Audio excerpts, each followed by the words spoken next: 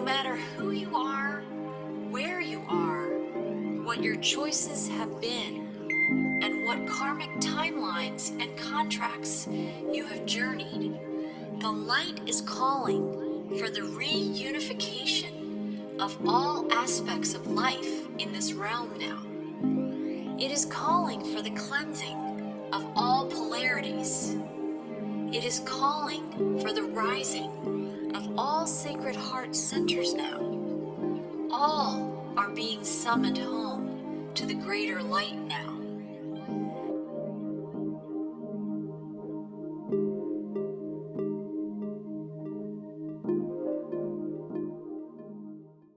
Hi, and welcome to Whole Soul Mastery. I'm Marie Mohler, and I'm back again with Renee Taintor, who we had on an earlier podcast. We were talking about the solution revolution that Renee Taintor is the founder of. And today we're going to be talking about some really interesting concepts and themes and energies and things that are on all of our hearts and minds, whether we're fully conscious of that or not. And I'm going to lead us off with a legend of the two wolves that some people who may follow me on Frequency Writer will have heard about. But if this is the first time you're hearing it, I wanted to make sure to seed the story that we're going to refer to in our conversations today about this legend of the two wolves, and that we all have two wolves inside us. So let me just read this to start out. That an old Cherokee chief was teaching his grandson about life. "A fight is going on inside me," he said to the boy. "It is a terrible fight, and it is in between two wolves. One is evil. He is anger, envy, sorrow, regret, greed, arrogance, self-pity, guilt, resentment, inferiority, lies, false pride, superiority, self-doubt, and ego. The other is good. He is joy, peace, love, hope, serenity, humility, kindness, benevolence, empathy, generosity, truth, compassion, and faith. This same fight is going on inside you and inside every other person too." The grandson thought about it for a minute and then asked his grandfather, "Which wolf will win?" The old chief simply replied, "The one you feed." And that's what we're going to be talking about today, Renee, at Whole Soul Mastery here.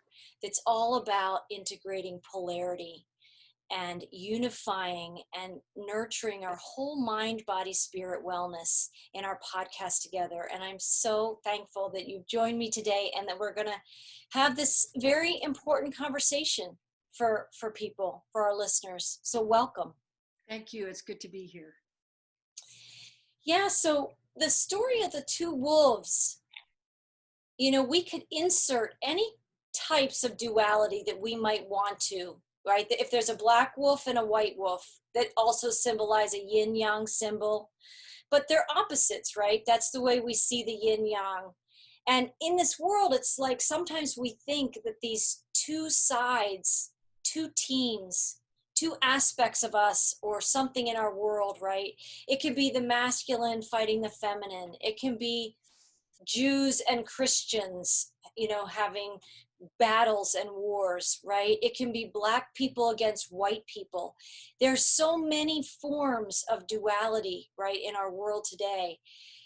But if we can understand them in the context of this legend, the one that wins is the one you feed, right? And then we need to nurture what is going on inside us and bring back to an awareness of what our minds are thinking, what our hearts are feeling and aware of. And you, Renee, with your divine mindset, the language that you have and the solution revolution, I wonder if you could start by sharing a little bit about that and what you meant, I think in our last podcast, a little bit about what the energy game is. What is the energy game?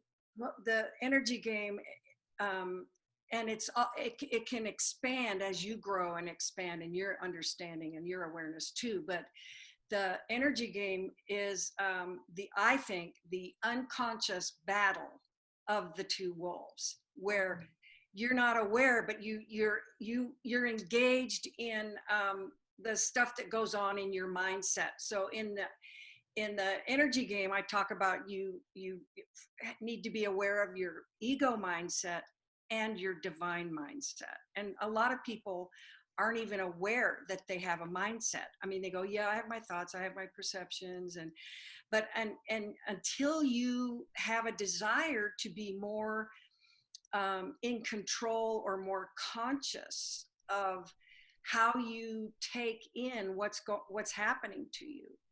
And it was when I was at work, I would see that in certain situations, whatever was going on triggered the energy game. It triggered, like someone is in your face about something, and it can be something good too, you know, like somebody drops something and then your heart responds.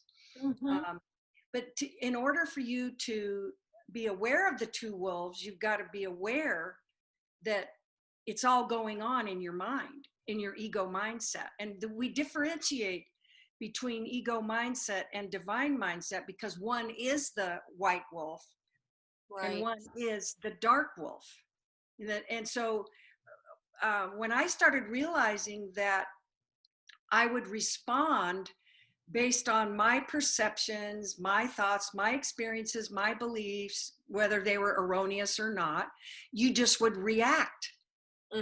You become a reactive creator because you're not really conscious. You haven't stepped back to say, what do I want to co-create in this situation?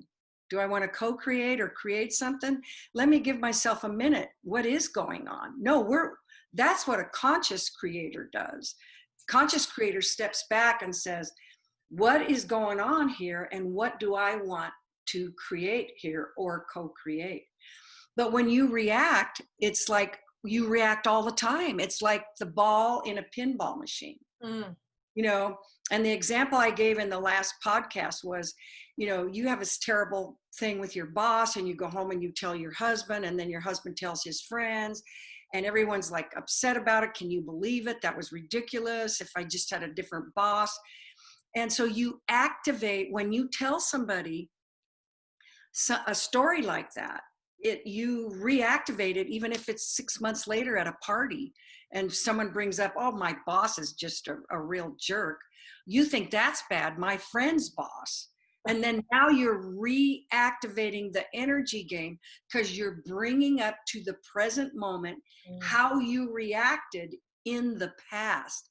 But in activating it, reactivating it, you're bringing up the same emotions that you had, and you react, and then the ones you're telling at the party are going, oh my, so then what happened? Oh my goodness. And now everyone's in a tizzy about this event that happened 6 months ago, and you've just reactivated. And anybody that's heard it, now it's inside of them. So it's a big soup pot. So I call it the soup pot of the reactive creator, or the soup pot of the divine conscious creator. So if you are in a situation, you know, dark wolf, white wolf, you're in that moment of choice. Am I going to engage in the energy game? Which wolf do I want to feed in this moment? It's a beautiful way to bring it together. When we were talking before we started this, it's a beautiful way to explain and kind of bring the two together, that to understand that you have a choice. You either can be a reactive creator or you can be a conscious creator. So here comes a situation and someone is like blasting their boss, and you know, now what are you going to do? Well, the white wolf, which comes from the heart, might say something like, they were probably having a bad day, or, you know, trying to diffuse it or find a way to understand it or find a way to bring compassion to that story. And that's the neutralizer. When we see it from that higher place, we can neutralize that distorted or discordant or upset energies we have. Great way to say it, neutralize. And I would call it transforming, because you take that and, because there was an example when I was at work and people were we were down in the galley of the airplane downstairs in the 747, and someone was kind of not talking very nice about one of the girls. And so I said, you know, she just lost her mom. We should, you know what, we should find a way to support her now. Wow. And because, so what does that do? Like, I didn't play the game. Right. I did not engage in the energy game. I disengaged. And so I brought to the table the heart. Now, and I didn't know what I was going to say. I didn't know they were going to say that. But Right. as I mentioned before in the other podcast, when you live in your divine mindset, you don't have to think about what you're going to say. Your heart leads you because you have activated that connection. You have said, what would love do now? You know, and because, you know, being a conscious creator, you know, and even years later, I'm still understanding the depth of being a conscious creator is sowing peace, sowing another way of looking at things, sowing harmony and healing. And healing. And it's all because your heart decided to say something that would create love instead of disharmony or, you know, more gossip or something that you could add to the energy game. And remember, in the last podcast, I said that I learned that in any given moment, you're either part of the problem or part of the solution. So we could say that the white wolf is part of the solution, you know, and the dark wolf is part of the problem because they don't want to see that. So, And you know, I felt several things when you were talking. You brought through so many good insights right there. But you know, one of the things that the heart knows, which we can say is the white wolf, is a universal language of love, which is why we all understand it. When somebody does something or says something that's kind, even the words don't matter as much because the words have vibration, they have energy, and we feel it first. That's the universality of the language of the white wolf, right? That's beautiful, Marie, because that actually explains when you make that instantaneous decision to connect with your heart, then you activate that vibration of love. It's probably like giving permission. You know, you're up now, you know, you're on. And then of course the feeling rises up from your heart, and it wraps the whole situation, all the people, everything around you, it wraps it with that love. And maybe you don't have a solution right in that moment, but you have the love, which is way different than anything that you could manufacture out of your ego mindset. Well, and you just created a pathway to that love or to that presence or that calmness inside yourself, which gives you time for the conscious creator to come through. But we're not taught this in our school systems and with our parents and when we're growing up. We are oftentimes left on our own with the conditioning we're given to survive situations. And this is why, again, the two wolves, that legend is so good, because animals are instinctual too. Right? And they can go by their instincts and their impulses, or they can move through learned experiences where they learn how to open a space for that higher version of us to start to come through. And it doesn't always come through the first time you practice. The first time you were presented with a situation in the galley and people are chatting it up and they're talking about what's not working in their marriage or what somebody is doing up in the plane or whatever. And we tend to feed, that's the energy game. That's people in the lower wolf, in that dark wolf scenario, they're feeding off the energy of pain to some degree, and they're all reacting to the pain that's being passed around, right? And I think it's important to mention, how do you feed the wolves? Right. And it wasn't until you and I started talking about the wolves and we were actually discussing the duality game and the energy game, and finding the ways that they are in harmony and they connect. And so it's your attention. It's your attention and your intention. Because when you're a reactive creator, you don't stop and think, what am I going to do here? You Spirit told me, when you're in the energy game, you appoint yourself a committee of one to teach that guy a lesson. Because you know what? He needs to know what a jerk he is, right? Right. And so it's like there's because, and I accept that role and I will teach you. And that doesn't work, right? So you feed it by your attention. But when you're a reactive creator, I don't think you make the choice by reacting. And It so is a choice. Reaction is a choice. reaction is At a some choice. level. But it's like so habitual that we don't even know we're doing it because it's so habitual and we inhabit those reactions. But when you choose, you actually invite the heart. When you want to be a conscious creator, you go, let me step into my heart here and see what's going to unfold. You're inviting the heart to take over the energy. The energy game, because you're disengaging. To lead a pathway forward. Exactly. That's right. That's perfect, Marie. Yeah. That you are opening up a pathway, and because you're using divine love, it's coming from out there and it's coming into your heart space and flowing out to the area, so you become a channel for that love with the solution.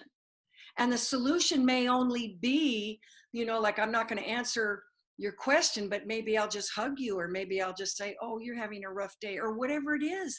And you get to find out in the moment that you choose to let your heart lead you and to create that path. Because your energy is the first language and it's the first word spoken before anything ever leaves your lips. The energy precedes you before you even say it, and people are already receiving whether you're choosing the white wolf or the dark wolf, and whether they're going to feel, connected with you and feel like she was really nice about that, right? Or, right. Gosh, I was really worried about that, but this woman totally helped me. There are people, and people are so grateful when people do what we're talking about. We all know what it feels like when we've messed up or dropped something, or inadvertently cut someone off in traffic that we didn't fully see, or whatever it might be, and someone responds with kindness. They're not expecting it. They're not expecting it. And they respond, and everybody lights up. Like, everybody is blessed by that experience. And right. The same is true when we feel that righteousness or justification to judge, or we, want to go into attack mode, which any wolf could, right? You threaten right. me, I'm ready. I've got my fight or flight skills. Yeah. Well, it was either the first or second practice session of me disengaging with the energy game. I think it was the first one. I was dressed in my uniform at the Chicago airport, and I came around the corner. I was trying to dash to my next gate, and I ran smack dab into this guy, and he goes, "Watch where you're going," like that.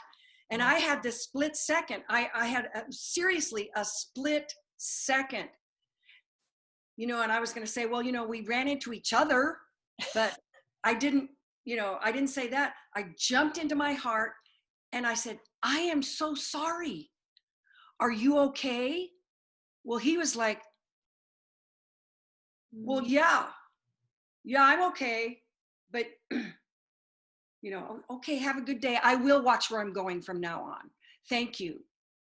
So, you know what? It's vibrationally disarming. It disarms the weaponry that we all have. He was expecting, well, blah, blah, blah. And he didn't get it. Yeah. So I was like, so I'm walking to the gate going, whoa, right. That's crazy. Now, I don't know if I mentioned this in the last podcast, but I read it somewhere that we are energetic beings, vibrational beings, electromagnetic, electrochemical beings, and that when you are in front of someone, you are exchanging billions of pieces of information in a split second. And that's why, and I wanted to mention that because you said vibrationally, sometimes you feel good when you're around somebody, because people are either you want to bring them towards you, or you feel connected with them, or you're doing back. Yeah, and you need to protect, right? And Exactly. the same thing happens when you walk into a room. And, sometimes, I mean, I've been in situations where I go, I just kind of don't like it here and I can't really put my finger on it. Well, you don't have to put your finger on it because your body already did that. Right. Your body read the whole thing in a split, like less than a split second. Oh, the intelligence of our hearts is beyond explanation. I mean, we could never even begin It is to a really cosmic understand it. consciousness. See, Yeah. and so you have the heart, the light, and the love that is like all around us, in us, around us. You breathe it, you use it, you live with it. And so it's the mind that I think that you need to like manage your energy with, because the energy game is about managing your energy. So when you're a reactive creator, you're not managing your energy. You're just going, don't get in my face, baby, because I will, Yeah. And so, but when you're a conscious creator, you can, and after a while you practice, you can read the situation real quick and you just go, this could be volatile. I'm going to consciously choose what I want to bring to this moment. You don't know if that's going to be in the way of words or backing off or walking away or a hug or here's $20, Right. So, but you count on your heart, because your heart, like I said before, will never lie to you. Your heart is transparent. It's all about love. It's about full love in the moment, whatever is going on. And And well, I was going to say, it's like what you said in the earlier podcast where you said, you know, basically strangers are just family that you haven't met yet. Is that how you said it? exactly how I said it. Strangers are family you haven't met yet. And so when you put that on, in fact, it's when you mention vibration and stuff, besides the heart having that vibration, the words of the heart, the words, you're always talking about vibration and all that. The words from the heart have so much life. And so it's life-giving. It's not just alive and it's just sitting there and it's alive. No, it is active. It is continually feeding you. It's expanding your understanding, expanding your awareness, and feeding your soul and healing you, and continually showing you that is the way to live. That is the place from which you want to live, because it's the path of least resistance. Well, and there's a constant renewal in the heart's energy. It circulates that positive energy inside us. And when we give it out and we embody that and we become that, in that moment where you bounced right into that guy, by giving that out, you got replenished, he got replenished. Everything that could have been negative and sparks flying and angry words all got neutralized. And you both left the experience in some ways maybe better than before you met, right? So, I'm sorry, go ahead. And what we're talking about can happen in a second. It can Yes. happen, it can be a 1-minute exchange that's lifetimes of awareness that you get from that one interaction. Right. And so what I learned as I was learning this, and what a ride, all because I stood up on the bed and said, I need to find a way where I am impacting what's going on around me more than it impacts me, has led me to this crazy good journey and revelations of how to live in the heart. And so in that moment when I bumped into that guy and we left, it was a solution. Why? Because it came from my heart. It came from the white wolf. Why would I choose that? That's another thing we need to talk about, because there are definitely times when your ego, and I've experienced that myself, your ego doesn't want, no, I am not contacting the white wolf right now. Excuse me, I am just too upset right now. I need to let it out. So here it comes, baby, right? And so you allow yourself those times to be human and to just go, no, I'm sorry. White wolf can come later. I can go, oh God, that was like, okay, please forgive me, you know, because I've even done that where I'd yell at somebody from the car and then, you know, like a couple seconds later, I didn't really mean that, brother. Honestly, I just transformed that energy and I just do the whole Pollyanna thing on it, but I had to let it out, you Yeah. know? So I think when you choose to respond from your heart, you're activating the white wolf, which you don't even have to think about because your heart has its own brain, like we talked about, its It own knows. consciousness. It It knows. is the solution soup pot. Yes. It is. Yes. It's And where our so, superhero skills live, is that it knows how to, really resolve any situation, neutralize any situation, and bring about the best outcome. That your mind is limited, to be honest. It just doesn't have the same level of skill. right. And then the other thing is that I just thought of is like, so why would you want to feed the white wolf instead of the dark wolf? Because that could be a question that people have. And the whole reason why I wanted to is because I didn't like feeling negative.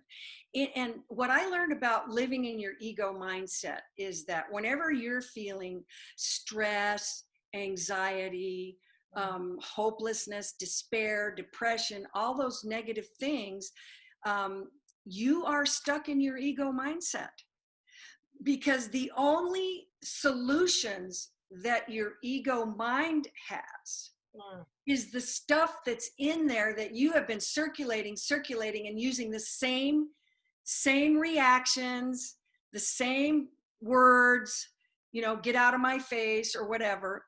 And so there's no other options for you.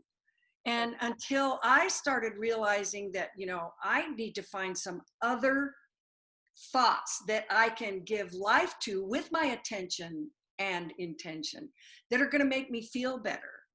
You know, like here's a law of the universe that I believe is true because I've tested it and it's 100% true. Yeah. There is a solution. There is always a solution. You may not know it in the moment, Right. but when you go into your heart and you trust, who are you trusting? The divine love and light and God's love and God's, you know, infinite wisdom. It's that Because higher sight that really knows how to navigate or show up in any situation that brings a blessing to everybody. And when we're first starting this, which is what you're talking about, Renee, we don't all start out with feeling that bliss and that joy and that awesomeness. It takes practice where you start to feel it feeding you in a really beautiful way. And you get that kind of authenticity comes back inside you, because how you behaved yesterday or this morning is still something that you would consciously choose again. But right, when because we you're behave, choosing your heart. because you're choosing your heart, and we're choosing that higher sightedness that leads us into a better feeling experience inside ourselves. And most of us are trying to avoid knowing the person we've been, whether it was an hour ago or 50 years ago. There are things that we all have that are regrets, and some of our greatest regrets are coming from that place where we reacted as a creator unconsciously and spat out some words or took an action step out of an impulse and an instinct to protect self. And we're all trying to protect our pain. If we're not a conscious creator, we're actually a strategist at protecting our pain and making sure we inflict a wound before somebody inflicts it on us in some way. When you're also protecting your pet beliefs. Right. You're protecting your beliefs and you're not even examining it.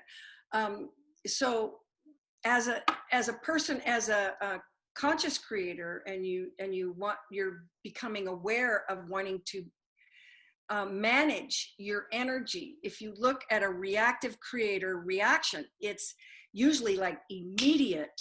It's like this. Yeah. I mean, yeah, it's like if your dog is going to fall out of the boat, you reach forward to grab your dog right away. That's one thing, because that's a whole different thing. But when you're up, and it's humanity. I mean, we are in a sea of humanity. Mm-hmm. And you're not going to get away from that. And so if you want to be able to navigate successfully through humanity and not be at the whim of your reactive, your reactions from the ego mind, then you might want to look at, are there better ways to respond and react? Because then you're not going to be tied up in knots. Because let's say that guy at the airport and I ran into him. Well, you ran into me too, buddy. It's not just me, right? And you go, well, and then you take off for your flight and he takes off for his flight and you're carrying that. Oh, yeah. And then you want to share it. You want to offload some of it. So you tell your coworker or you tell your friend. Right. So everybody carries the story because we all have those interactions. Right. And one of the things I learned is that everything that comes out of you, your thoughts, your feelings, your beliefs, your actions, is always connected to you. Always, always. It will always be part of your creation. And so that's why if I have to cuss somebody out on the freeway, I will just say, okay, brother, I didn't really mean that, and I wish you the best for you and your family. And I take that back and I transform it because I don't want that going out in the cosmos and have it be connected to me. Boomerang, right? Living energy Right. comes back. That's right. The boomerang. And so, and if that isn't being a conscious creator, who does that? I remember when I was about 9 years old, and my brothers every now and then would pick on me, and I would turn around and pound on their back, and just, because I got riled up, and I would say, I hate you. I hate you. I'm not going to hate you later, but I hate you now. And so when you're 9 years old, who does that? I'm going to hate you forever, and I hope you fall off the bike, and I hope, no.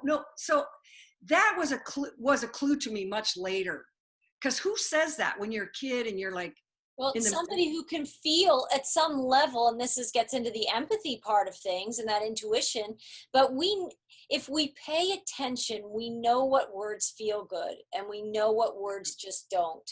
And if you, in that interaction with that man, we keep using that example, but it's a good example. It's kind of, you smacked into each other's energy fields. You could have had a big argument and gone on in your day and both carried that story to everybody you saw. right. And that brings us into the field of oneness. If we really do understand, there's something in every one of these podcasts for everybody, where some of the messages are deeper and some of the ones we just get right away. But both of us are planting seeds for people to understand this language better as they continue to listen to us. Is that in the Black Wolf, in that scenario, if you had chosen to go into the Black Wolf and had a big spark and a big fire and a big argument and gone on to bring that to everybody else, that's part of the way the oneness works. We're all connected. So we can bring the bad feeling energy and the energy that tears us down and that takes energy away from who we really are.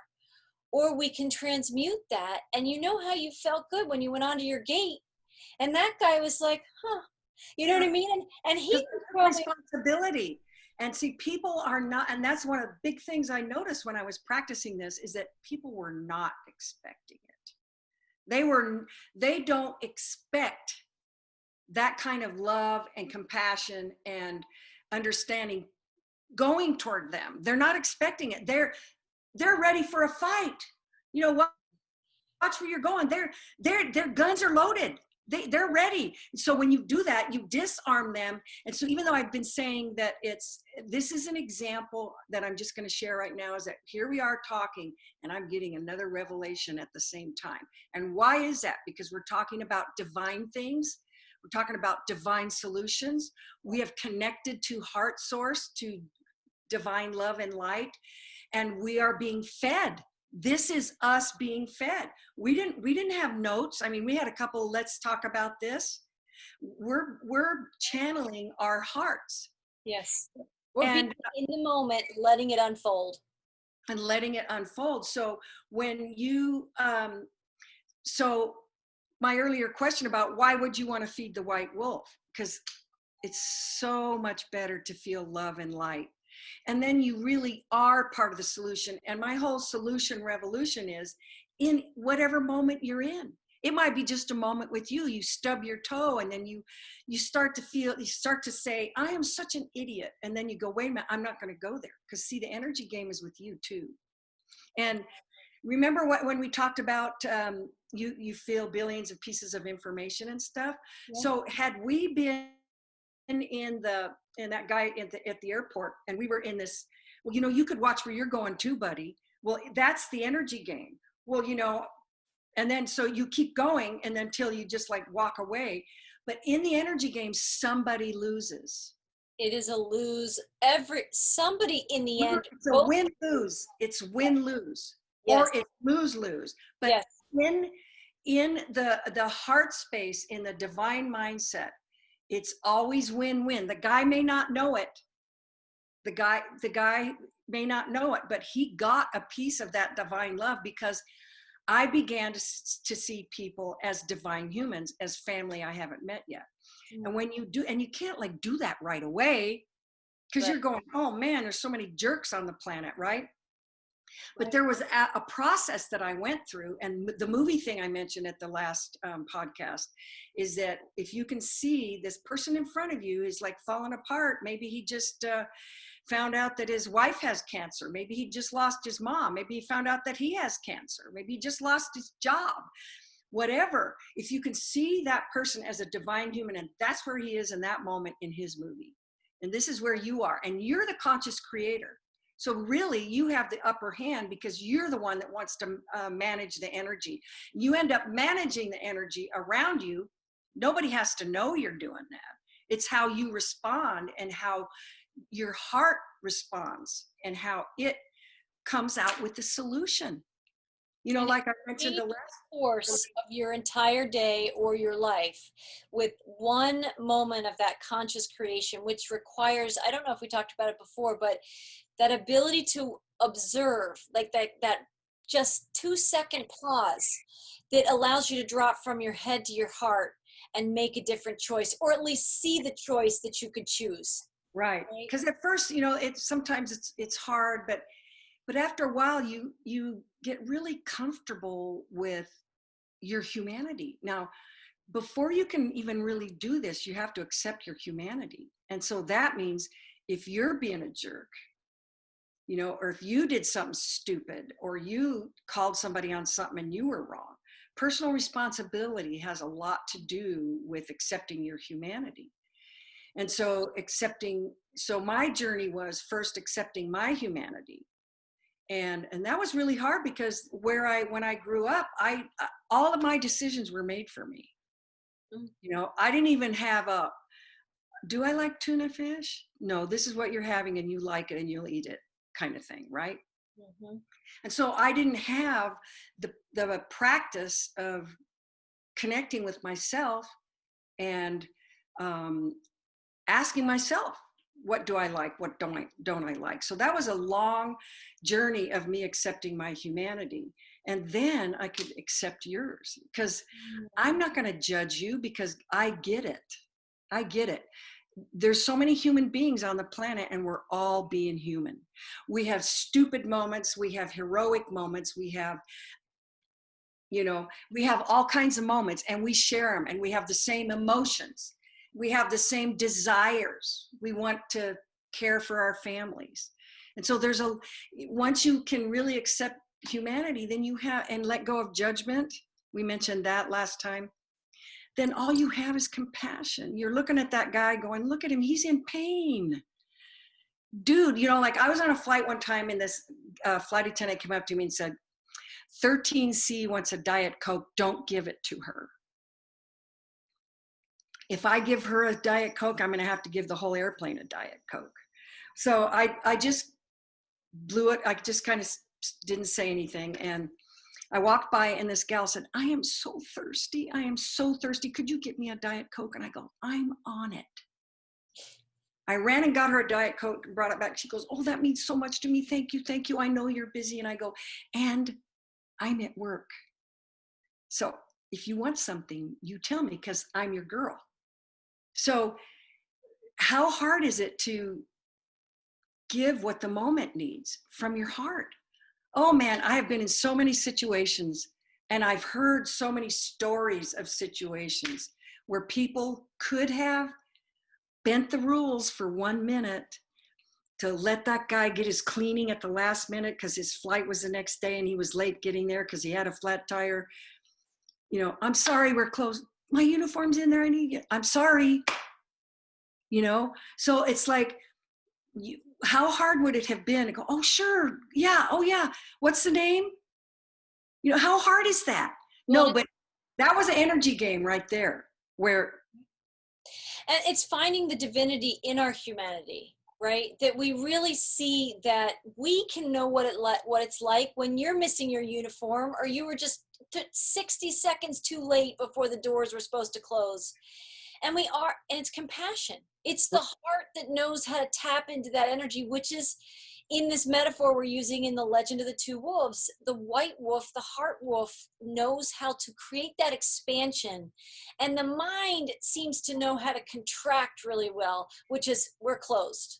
Right? Right. I'm sorry, we're closed, which is that clamp down, get smaller, push things out perspective. That's a good way to say it. The ego mindset, dark wolf, is contractive. Yes. And doesn't let a lot of light in. The white wolf is expansive and loving and helpful and all that kind of stuff. And so it's always your choice. And so remember I said, in any given moment, you're either part of the solution or part of the problem. And so it's okay if you want to be part of the problem. You know, it's okay. I mean, our planet is filled with people that just don't care. You know, they don't.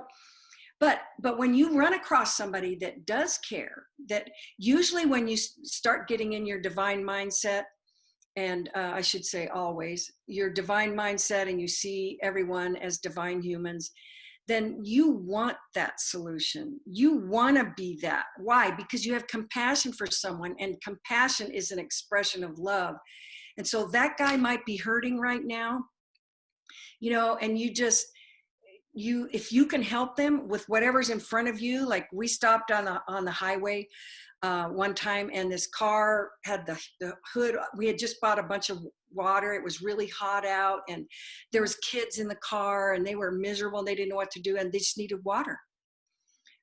We gave them enough water for their car and enough water for everybody in the car. Wow. They said, oh, listen, here, take this money. No. You do that. So we could have just driven past, right?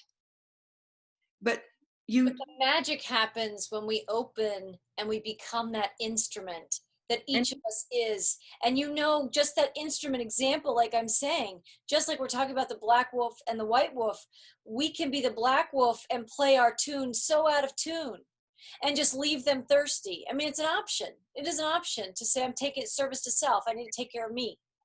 Right. And you see the car with the hood up. You don't, like I said, you don't think about it. You don't go, what should I do? You pull over right now. You get out. Do you need a phone? Do you need, you know, and we've got snacks. I think at that time, we even gave them a snack because they had been on the side of the road, and we just tossed some stuff to the kids.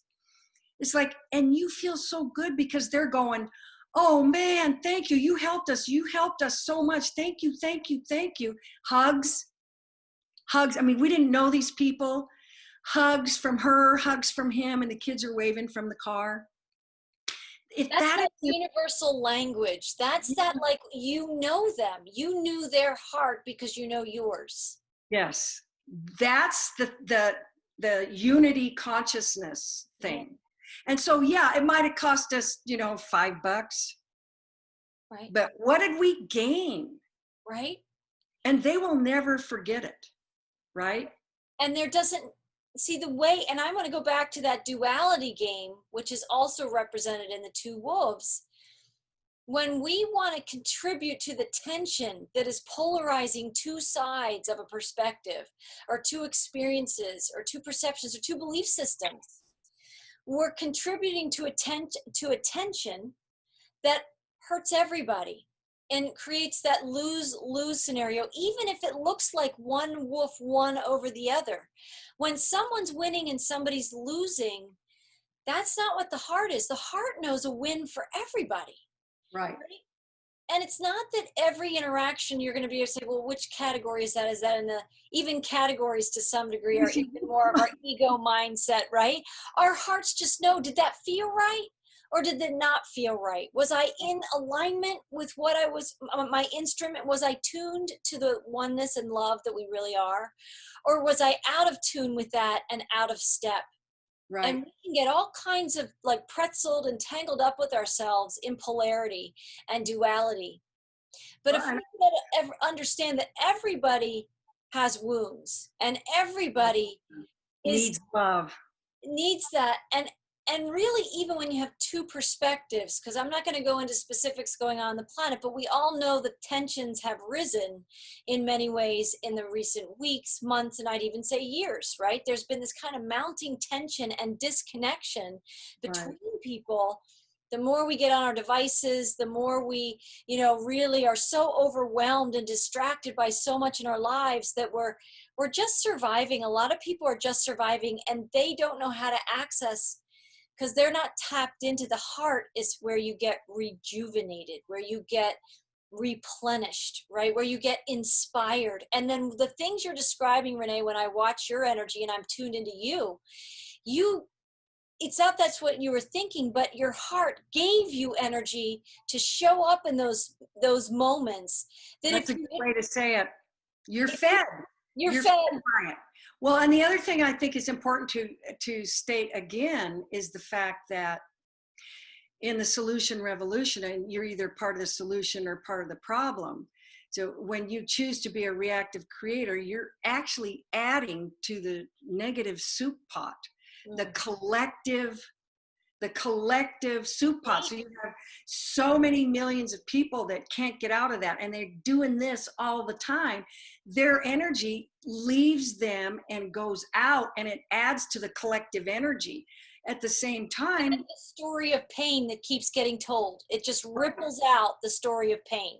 And the same thing now, like, you've heard about melatonin. When you do something kind, it activates, am I right, melatonin? I heard that. Something like that. Well, yeah, I think it is. But also when you observe an act of kindness, it raises your melatonin when you observe it. How many times have you seen somebody like do something? Like every time I see those videos of animals being rescued, I mean, like I saw like a deer with these huge antlers, and they had to cut the barbed wire fence out of his, and it took him a long time, and it was like, oh man, it squeezed my heart. So when you choose to feed the white wolf with your love and attention and intention, and choosing to be a conscious creator, you are also adding to the solution pot, to the love pot, to the light pot, which pulls out and touches lives. But it's way bigger. It's way more than the little, even though it's because the light is way more expansive and powerful than, exactly. And you see people, we might watch films or whatever, and they might have elements of violence or tension or whatever. But all of us know what that feels like when you see an animal get free. Or I've seen the same thing with like sea turtles caught up in a net, and somebody cuts the net off so they can go. And they're so grateful. And or dolphins, they'll do like a flip in the air. They're so thankful, right? Because we all know what that energy is, right? And something inside us, we won't go deep into that in this podcast right now, but in our world, some of this got a little distorted. And once you had people experiencing pain like that, it did ripple out. And it did create kind of like a tremor in the universe and a tremor in the human condition. And we are at a pivotal point on our planet that we can start to hear podcasts like this and say, I don't know if I could ever do what they're talking about, but I certainly could give it a try.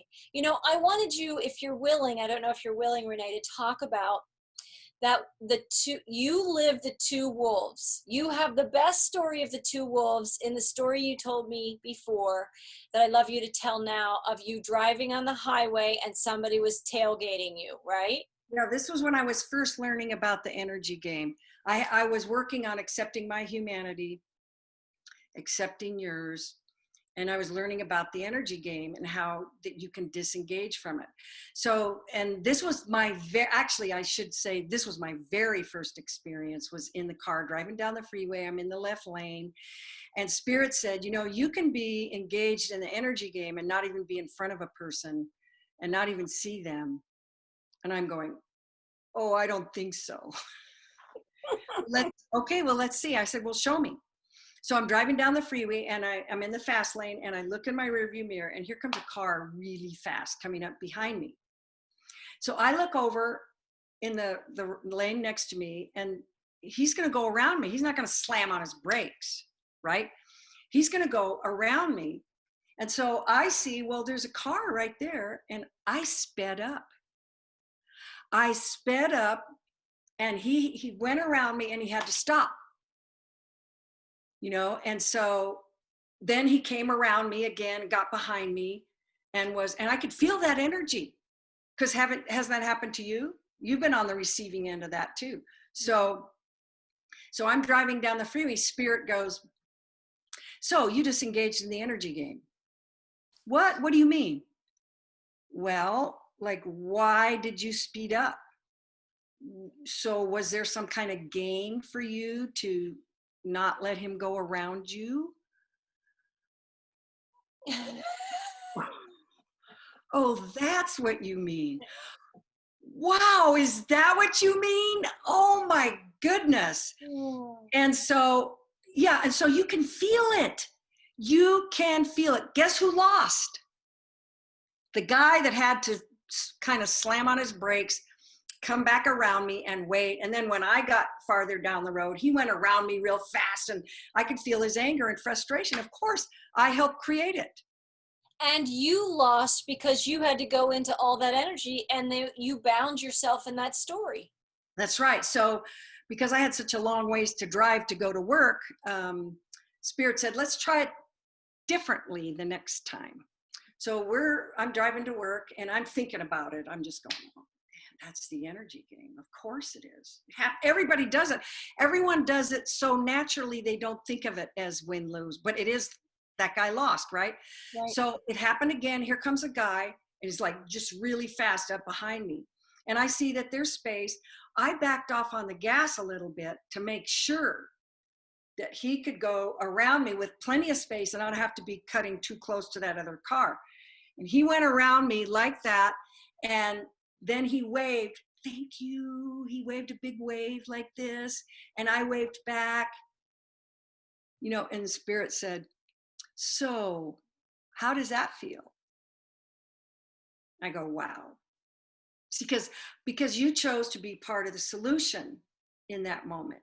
You wanted to help him do what he needed to do, or what he wanted to do. Exactly. How hard was it for me to allow him the space to go around me? And that was powerful. It's such a great illustration, because you were both wolves, which happens inside all of us. We have two wolves. And I want to tell a story, not the same, but similar. And this story that I want to share, you know, really illustrates the choice points that we have, that we may not recognize it as it's happening, but it does happen. And I watch more often than not, Spirit or the universe, or whatever you want to call the living energy that does surround us, does double back for us, that if we missed it the first time or fifth time or 10th or don't worry. Right? Don't worry, the universe is going to bring it back around again. You're going to get another round, right? And when my kids were small, and I don't know if I told you the story, Renee, I may have or may not have, but there was a copperhead snake. So I live in North Carolina, and there's a poisonous snake, the copperheads. And my kids are playing outside all the time in nature. And there was this copperhead snake that I realized she'd wrapped herself around one of the bush really near where my kids play all the time. And I thought, oh, she'll move on her way, but she didn't. She was really making it her home. It was a perfect snake spot, because there was a huge boulder right next to it. Could go under there for the cooler nights and evenings, or the hot evenings or whatever. It was a great habitat. But for my family, it wasn't working out so well because I knew somebody was going to get struck just by the nature of things. And so I went and asked a neighbor after she parked herself there for 3 to 5 days, right? Didn't move. She was really setting up camp, you know? And the neighbor came down and again, choice point made, really was trying to do what was right. And before I knew it, he'd had a shovel and he killed it. I was thinking we were going to remove it. I said, can we remove it? Can we move the snake? Can you help me? And I think he was trying to be helpful. And in his quick choice point instinct, he killed the snake. And I have to tell you, in terms of the ripple effect, if that was the black wolf, my children were sad. I was sad. Right. He kind of felt like a hero, probably. I'm sure he did, because he was trying to help us. He could have saved them from a snake bite. He could have. And so there were all these, but it was rippling out that, and the snake was not celebrating because the snake lost its life, right? And there was trauma in that experience, right? Not just like negative energy, but a little bit of trauma, because I'm somebody who's just very close to nature, and that's not the choice that I wanted to make, but everything happened so quickly. Life happens that way sometimes. But like you, I knew to say to myself, even before I was fully awake, I will do that again next time, and I will make a better choice. Oh, wow. 10 years pass, 10. A snake comes and coils around that same bush, same spot. And I look up at the sky and say, now, like it's 10 years later, now we're going to do this, right? We are. And clearly we were. And I knew to not go into fear, right? My kids were older by that point, but it was still setting up camp. I knew the same scenario. It wasn't going to leave. I had to take some kind of conscious action. And while I'm sitting in my driveway, looking at who I can call on my phone, that neighbor that I don't see very often had been out for a run, and he had walked all the way up the cul-de-sac. He was at my, like right in front of me, and I could have just reenacted the whole scenario, literally a reenactment of 10 years earlier. Like that. And I just watched myself, and I wanted that snake to be relocated, but I didn't say a thing. I knew I still had to deal with the snake, but the universe gave me the option from before.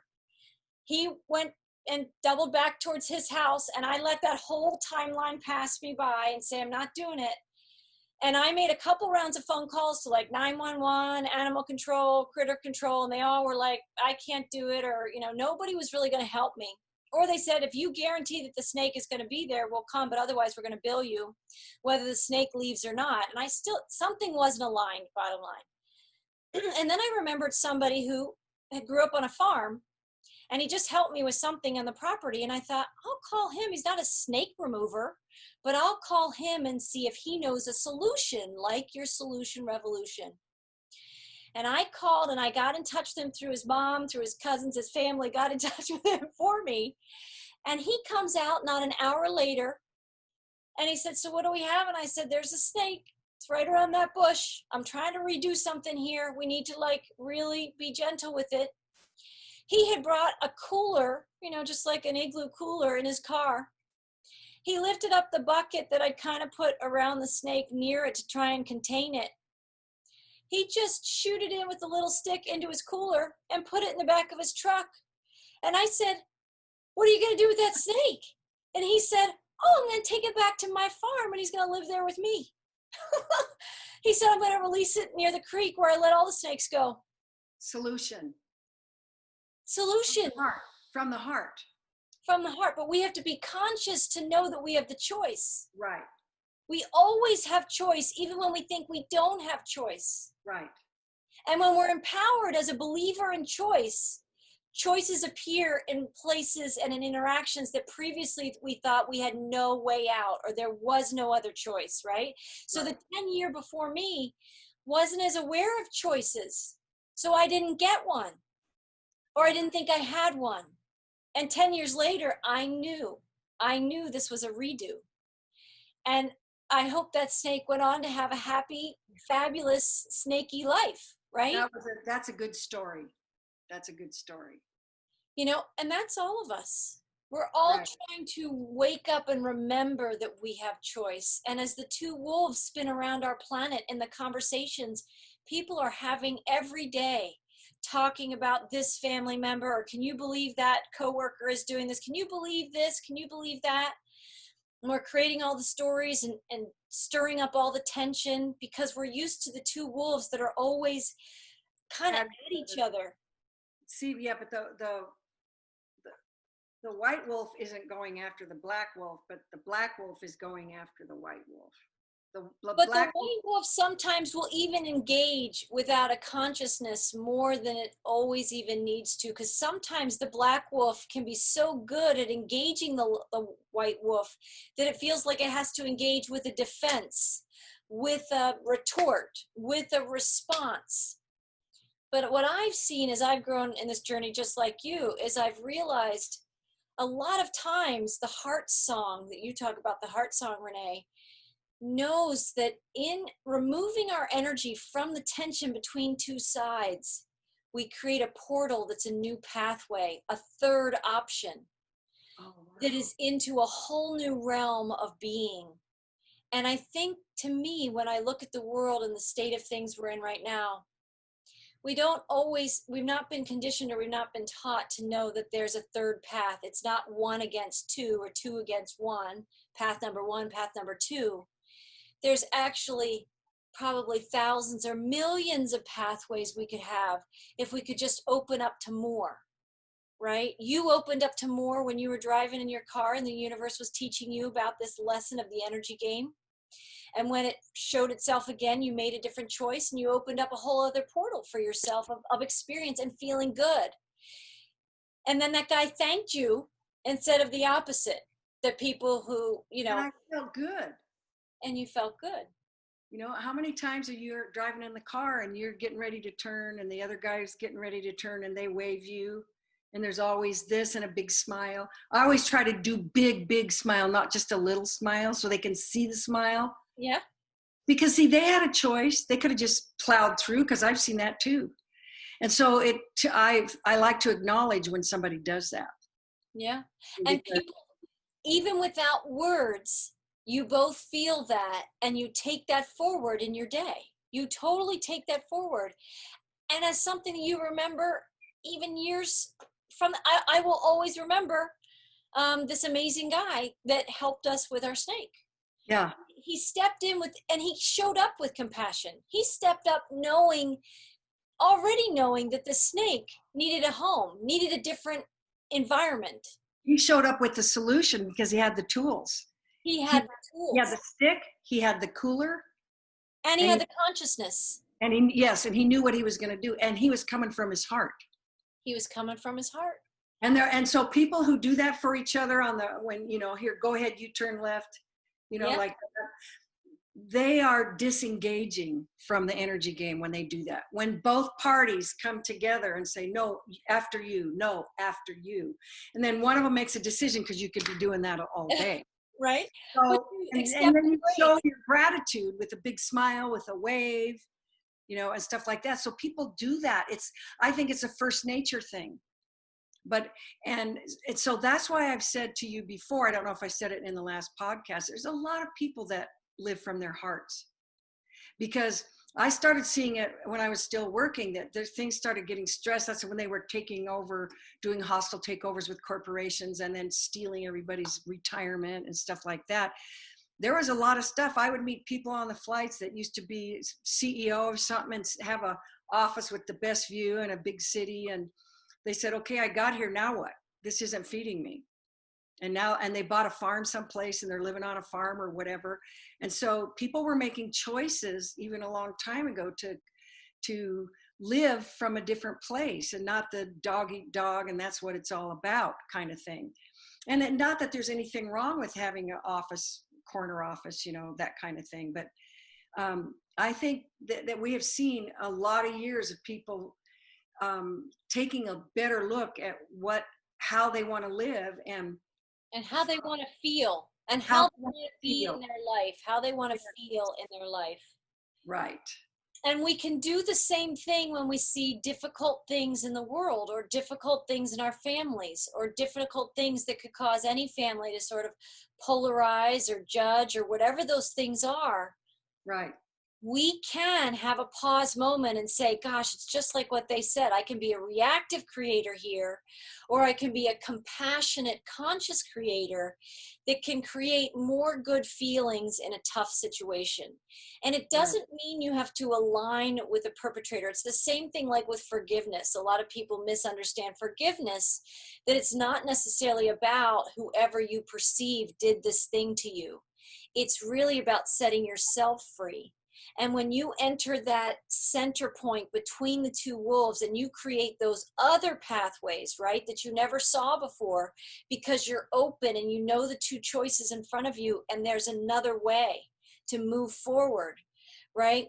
We become those compassionate, conscious creators, and we kind of neutralize the tension that was otherwise trying to kick up a storm in some people's lives. And our world has a lot of storms that need to play out so people can learn the energy game, like you call it, so they can see the duality game, as I'm calling it, And and they see the choices. and See they the choices. see their choices. Exactly. And so if you could see it, like we've been talking about vibration and energy, if you could see it, that here comes this storm coming at you with either in the way of a person or a situation or whatever. Here comes this storm, and you're either going to say, okay, and you're going to keep it going, and you're going to add your own power to it and Oh yeah. make it bigger Yeah. and have a more of a presence. Yeah. Or you can say, stop. You're going to stop that and literally transform it. And so when, the solution, because when I say solution revolution, it's a personal thing. So I can't be your solution revolution. When you start having those little moments where you take an energy that you could be a reactive creator on, and you choose to come from your heart space and be a conscious creator, you literally transform the energy in that situation, and you stop it right there. It stops, it's gone. And you have replaced it with the love and the light and the solution. And that's one tiny little solution, but you have a day full of those. And that's when I started to see that, wow, I'm actually building peace on earth in my little corner. Because whenever something comes to me from whatever angle, including myself, and you're not always successful. Why? Because you're human and you're divine. But the fact that you want to is huge. It changes the energy. And so you become that solution. And so then I realized, well, if enough people become their own solution in their corner of the world, how many people does it take to build peace on earth? That you've got a group of how many people that whenever something negative comes towards them, they jump down into their heart. They find the heart finds a solution. They activate it, because you're the one that can activate it. I mean, your heart goes, do this, but you could go, I don't think so. I just do it. I've been known to get up in a group of people and do something where someone needed something and I could see nobody was doing anything, and my heart goes, get up. And I do it, and I come back, and people go, you're amazing. No, really. No, all I did was go, yes, to my heart. Sometimes, and many times, if not all the time, it's a simple matter of yes. Yes. Listening. Yeah. And so then because I another level of listening. It is another level of honoring, because the heart is subtler than the mind. The heart's voice can be drowned out by the ego voice. Yes. The heart is always gentle in communication, gentle and sure, and definitive that it's love and nurturing and compassion and forgiveness. And forgiveness is for the person that's doing it. Right. So the other guy can say, I can say, I forgive you, and they can say whatever they want, but it's the act for me that makes the transformation. Right. So it really does happen kind of one heart at a time. It really happens on an individual level that creates big waves of change. And when And it's people look around, co-creating. and there's many people who, from the other side of what we're talking about, could say, well, that sounds really nice, but look at the world, right? But that's our point. It takes each one of us being responsible for us and our creations that is going to change the world. And when we don't do that, and we think we're powerless, or we're just unconscious, and we give ourselves permission in a way to say, well, there's nothing I can do about that. Right. We have so much power in just the examples we've given to create incredible change. It mattered to that snake. It matters. mattered to that snake that I made a different choice, and all of its offspring. What did it do to your heart? Right? I felt You so felt good. happy, and you felt good because that's me, and my family pulling the bug or the moth or whatever and putting it outside instead of smashing it. Although I have had to smash spiders that I was afraid of because I had babies in the house, and I remember saying, I still have fear, and I'm so sorry, but I'm going to have to recycle you, but don't take it personal, and don't come back as a spider next time and scare me, but I go to the light, and I just, because I didn't know the kind of snake, I didn't want to take any chance. I had a big baby, and me. So We that have all those choice points, but even then we get better. There are times, exactly. Well, I've had choices. We all have a choice, and there's still more spiders in the world. They're not going to stop coming and visiting. right, But we get to choose, as best we can, how we can honor the life in everything as much as we can. And then again, we're human and divine, and we're doing the best that we can. right, And when we know that, there's a feeling inside that we are living our best selves because we're choosing to. right, We're choosing to live our best self, even if it's not perfect.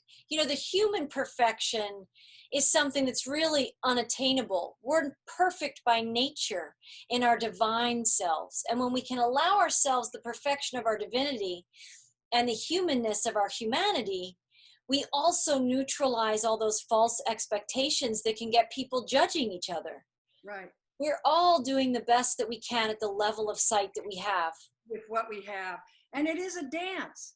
And when you can accept your humanity and accept sometimes you're just going to be more human than divine, and you just do this dance back and forth, Right. between your divine side and your ego side. But when you can have that conscious awareness of your choice, that's huge, because then your life gets better. And I just thought of something too that I noticed, that it took a while, like a couple years, because I used to have people in my life that I would go, why is this person in my life?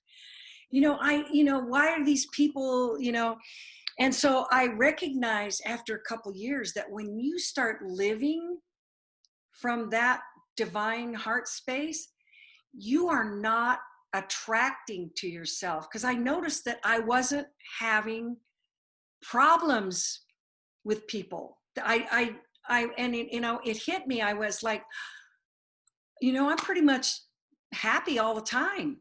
But with these skills, like the people at work, they would say, go get Renee on the airplane, go get Renee, because I don't want to handle this problem. And so they would come and get me. And so you end up having this energy of peace and harmony and compassion that is all around you and through you, and moving, and is your presence. In fact, I mentioned last time, it is your presence of the omnipresence, because omnipresence is everywhere presence. But you're a creator, I'm a creator, so I have my own presence, and sometimes it's more divine than human. But then when you have that, you're not attracting that to you. Yeah. And that's where we go back to everything is energy. The two wolves are energy, your Yes. words, your thoughts, your emotions. This is an energetic universe. And if somebody's listening and hearing that for the first time, then it must be your time to bounce into that possibility. And when you can understand your awareness, expand your awareness to that. Yeah. and energy has power.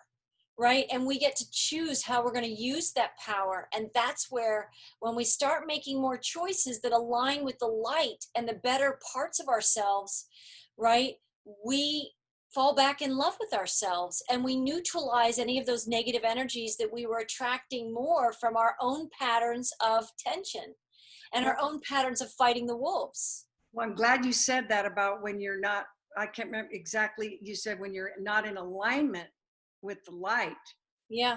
When you're in your heart, you are in alignment with that light. When you're not, that's where the problems are. That's where the stress is, and the anxiety and the fear, and I don't have the solution, and I don't, and I learned that the heart, may not have the solution in that moment, but what you do is you let go and trust that the solution is there, because you reap what you sow. Like attracts like. And then I tested all these things. Pretty much gravity, nobody just argues about gravity, because if you drop something, it usually falls down. So that's a tool you can say that is 100%. But I tested all these things before. Like, we know you reap what you sow, and like attracts like. And I think I brought that into the last one, where there's a number of universal laws. There aren't just one or two. And when we learn to work with all of them, that harmony comes back. Some people even pluck out one or two of the cosmic laws that govern our reality, and then something else is still lopsided. And that's what happens when you take something out of context, or you take just one slice of it. There are other pieces of that pie that create the wholeness. And we're all on that journey to bring our polarities back together, bring that duality, those two wolves, back into the center of our consciousness, to realize we can keep feeding both of those wolves to have a fight and an argument, right? Or we can become that essence of the conscious creator that's empowered to make choices, and we can become that agent and instrument of change. And I think that might be, for all of us, a good place, because we're going to keep talking about this, Renee. We have more to share, right? We have so much more to share. And I just want to thank you for being with us today, because there's so much insight comes through when we're in our hearts. There's so many stories we have that can help illustrate things for people, that they say, gosh, I remember that. Renee told that story and I've been in that.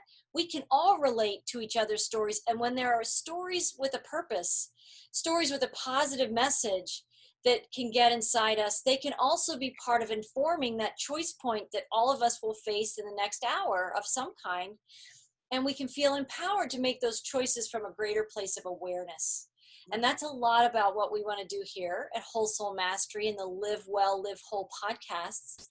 And I just want to say, you can find us on the web at wholesoulmastery.com, and you can find us on social media platforms, Twitter, Instagram, and Facebook, and anywhere else, that you search. And we're also, our podcasts are going to be available on Spotify. They are available. More and more, you'll see us catching up, because we have some of the audio podcasts of the videos that we have. But, we're just really starting out, and very soon, most of them will be up there, if not all of them. So I want to thank our audience for spending time with us, for helping us to grow this vision of from polarity to peace, right? Really, from that place of polarity and duality to an integrated wholeness. And so I want to thank you, Renee, again for being with us, and we'll see. My pleasure. I always love talking with you, Marie. Me too. And we'll see everybody next time. Blessings. Namaste.